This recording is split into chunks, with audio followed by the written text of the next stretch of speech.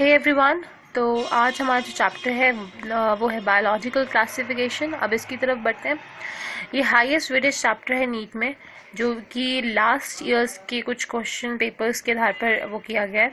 तो first point हमारा जो है, अब उसको करते हैं।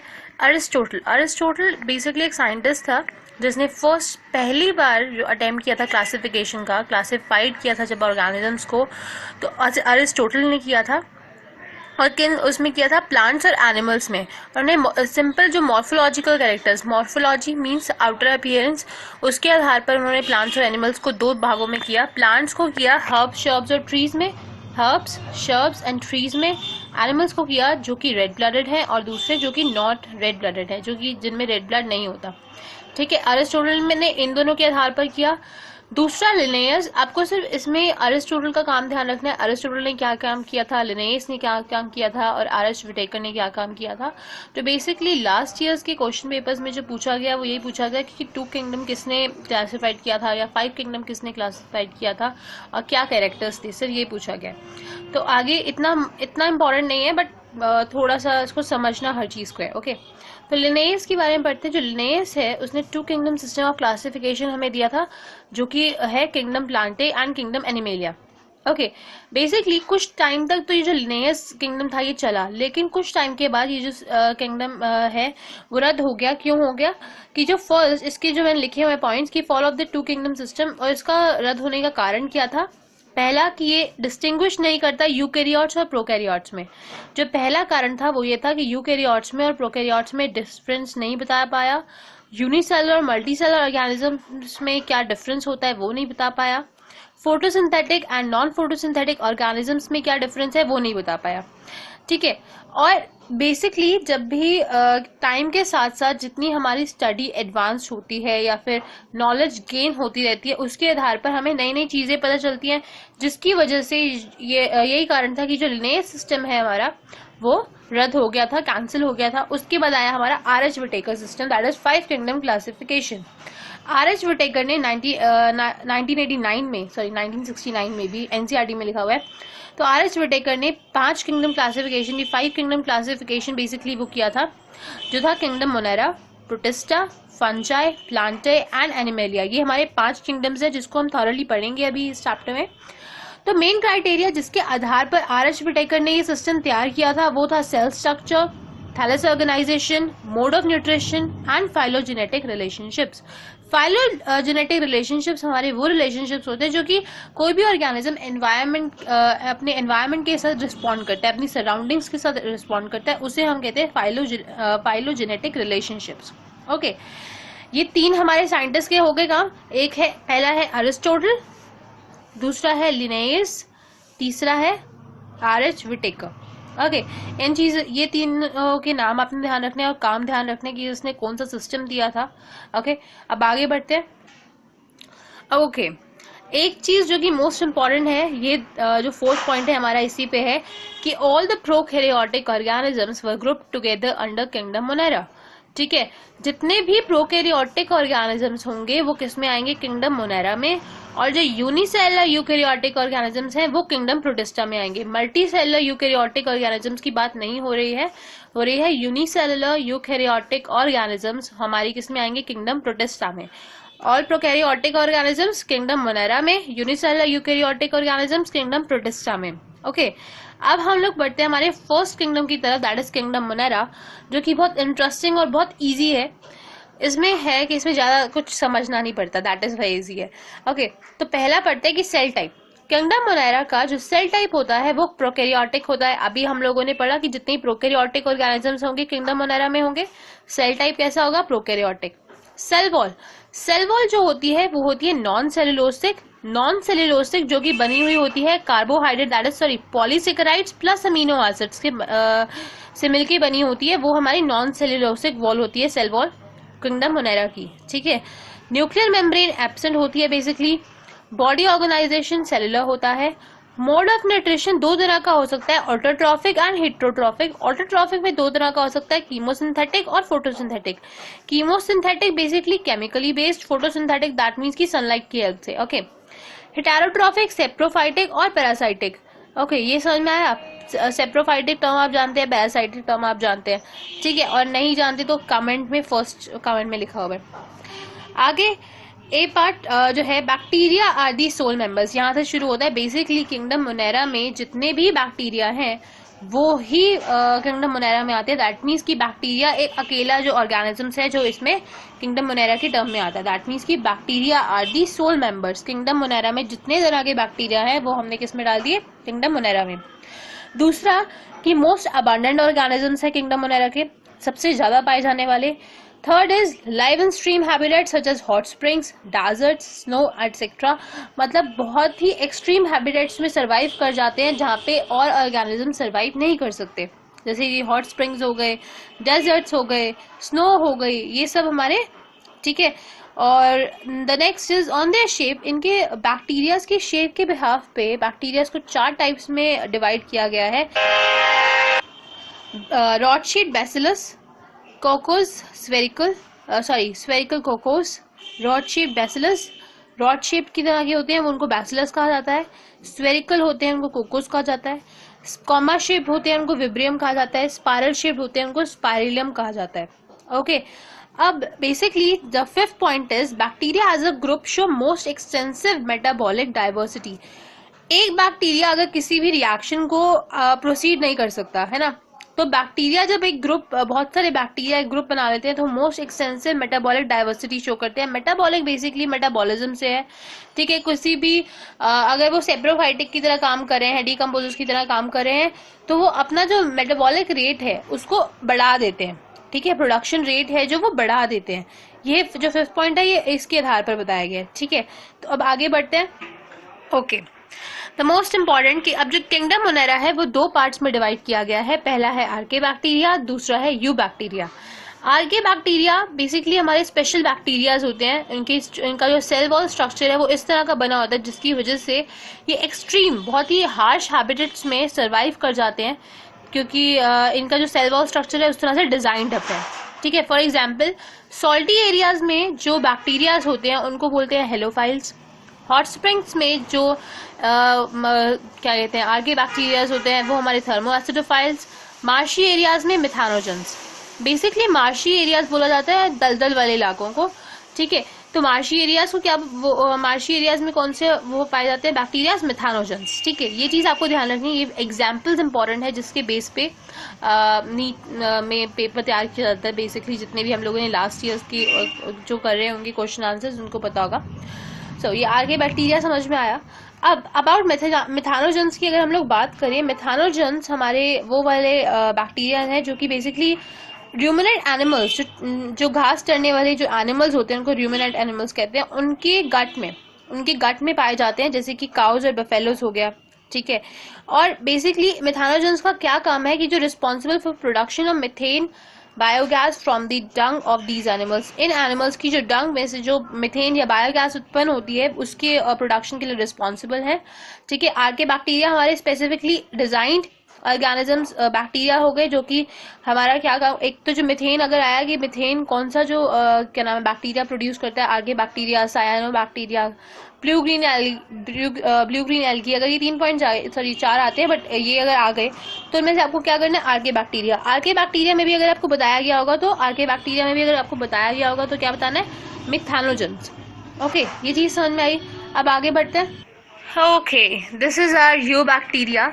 यू बैक्टीरिया बेसिकली बैक्टीरिया की जो टर्म है, यू बैक्टीरिया को ट्रू बैक्टीरिया भी कहा जाता है। यू जो यहाँ पे EU करके लिखा हुआ है वो true in the sense Latin Greek word में ट्रू बोला जाता है इसको। और बेसिकली ट्रू बैक्टीरिया इसको कहते क्यों है, ट्रू बैक्टीरिया बिकॉज ये जो बैक्टीरिया है अगर मेटाबॉलिक डाइवर्सिटी कह लो, इसकी जो सेल वॉल स्ट्रक्चर कह लो या मोटिलिटी को कह लो, नॉन मोटाइल स्ट्रक्चर कह लो, उनमें सब में ये अपनी कैपेबिलिटी दिखाता है, इस वजह से इसको ट्रू बैक्टीरिया कहा गया है।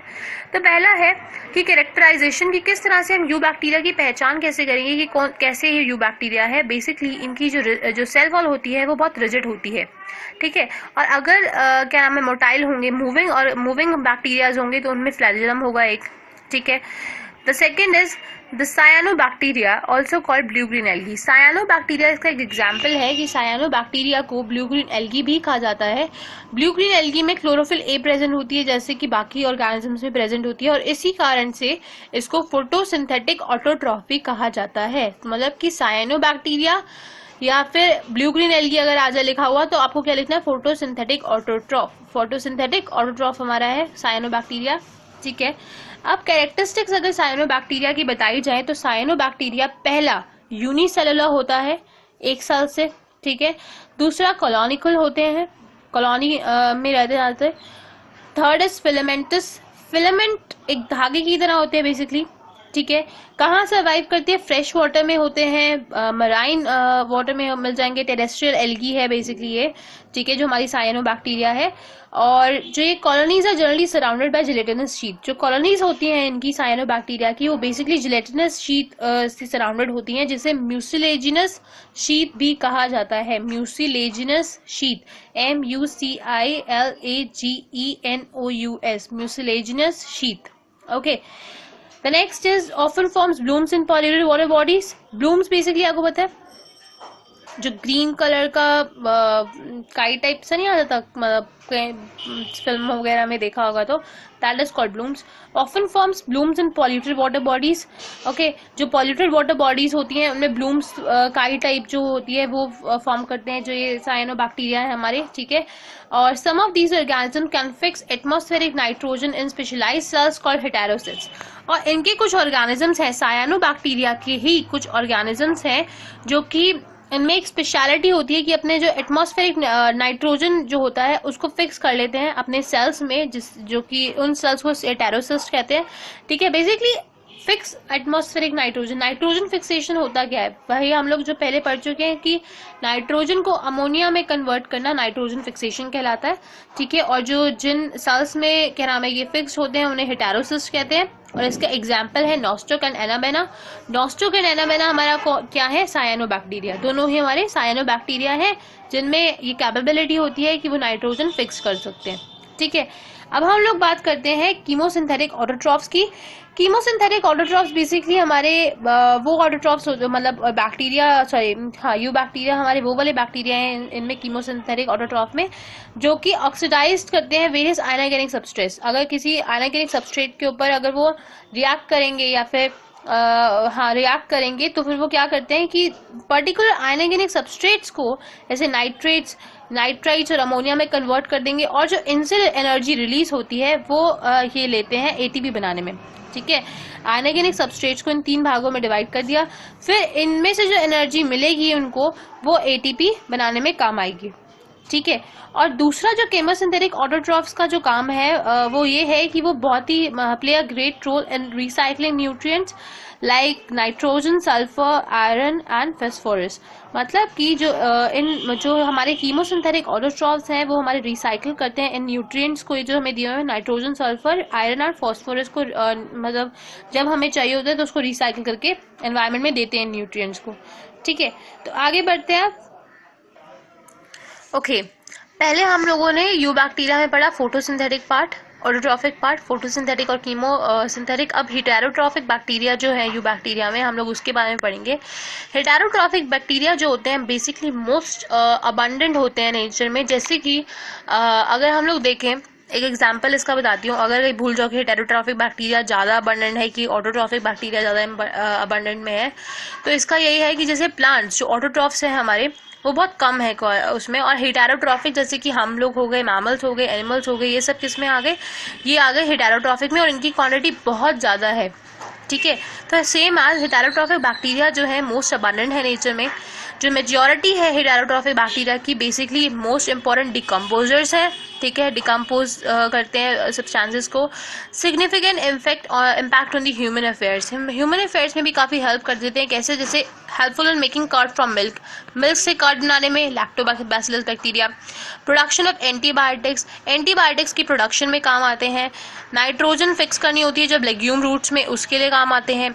ठीक है। कुछ पैथोजेंस हैं जो कि डैमेज करते हैं ह्यूमन बींग्स को, मतलब उनकी हेल्थ को, ह्यूमन बींग्स की क्रॉप्स को अफेक्ट करते हैं, फार्म एनिमल्स को या पेट्स को वो करते हैं। ये पैथोजेंस के उसमें आ गए, ठीक है। हेटेरोट्रॉफिक बैक्टीरिया, कुछ हेटेरोट्रॉफिक बैक्टीरिया जिनका एग्जाम्पल यहाँ पे दिया हुआ है, जैसे कॉलेरा हो गया, टाइफाइड हो गया, टेटनस हो गया, सिट्रस कैंकर हो गया, are well known diseases caused by different bacteria. ये बेसिकली डिफरेंट बैक्टीरिया, ये पैथोजेनिक ऑर्गेनिजम्स के लिए बोला गया यहाँ पे, ठीक है, जो कि हेटेरोट्रॉफिक टर्म में हमारे आते हैं यू बैक्टीरिया में।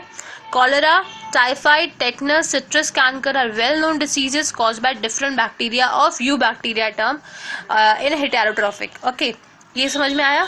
अब है रिप्रोडक्शन ऑफ बैक्टीरिया। अब जो बैक्टीरिया है रिप्रोड्यूस कैसे करते हैं, अपनी जो कॉलोनीज है बढ़ाते कैसे हैं। पहला है mainly reproduce by fission. Fission आप लोग जानते हैं, फिजन की हेल्प से रिप्रोड्यूस होते हैं। दूसरा है दे produces spores under unfavourable conditions. जब अनफेवरेबल कंडीशन में, जब कंडीशंस फेवरेबल नहीं होती इनके आधार पर, तो तब स्पोर्स फॉर्म करते हैं, ठीक है। और सेक्सुअल रिप्रोडक्शन भी करते हैं ये जो क्या नाम है बैक्टीरियाज है हमारे, by adopting a primitive type of DNA from one bacterium to another. एक बैक्टीरिया से दूसरे बैक्टीरिया में जो प्राइमेटिव टाइप ऑफ, जो बेसिकली डीएनए है, जो उसके मैचिंग का डीएनए है वो ले लेते हैं, ठीक है, जिसकी वजह से सेक्सुअल रिप्रोडक्शन आगे प्रोसीड करती है। अब आगे है बेसिकली जो फर्स्ट मोस्ट इंपॉर्टेंट इसमें टॉपिक दिया हुआ है यू बैक्टीरिया में, वो दिया हुआ है माइकोप्लाज्मा का। माइकोप्लाज्मा भी हमारा एक यू बैक्टीरिया है जो कि हेटेरोट्रॉफिक टर्म में आता है, ठीक है। तो इसमें इसके 4 पॉइंट्स मैंने लिखे हुए हैं कि organism that completely lack a cell wall. Mycoplasma हमारे वो यू बैक्टीरिया हैं जिनमें सेल वॉल नहीं होती है, ठीक है। दूसरा, smallest living sales known. Smallest living sales है हमारे ये माइकोप्लाज्मा। अगर आ जाएगी स्मॉलेस्ट लिविंग सेल्स कौन से हैं, हमारे माइकोप्लाज्मा हमारा स्मॉलेस्ट लिविंग सेल है। कैन सर्वाइव विदाउट ऑक्सीजन, ये भी आ सकता है कि anaerobic smallest living cells without mycoplasma, okay, without oxygen survive कर सकते हैं। मैनी माइकोप्लाज्मा और pathogenic to plants and animals. बहुत से जो माइकोप्लाज्मा है वो पैथोजेनिक है प्लांट्स और एनिमल्स के से, ठीक है। मतलब पैथोजेनिक पता है, disease causing organisms. Basically mycoplasma हमारा डिसीज कॉजिंग ऑर्गेनिज्म है to plants and animals, okay. ये हमारा भी ये था। फिर अब जो नेक्स्ट वीडियो होगी वो किंगडम प्रोटिस्टा की होगी हमारी नेक्स्ट, तो स्टे ट्यून। एंड अगर आपको ये वीडियो पसंद आई तो please like, share and subscribe. और if you have any doubts you can comment on it, as well as you can follow my Facebook page as well, and can contact me through the comment box on WhatsApp and my email ID carestudyEasily@gmail.com, and can also follow me on Instagram as well with the name of Study Easily. And thank you so much. Till then, please like, share and subscribe.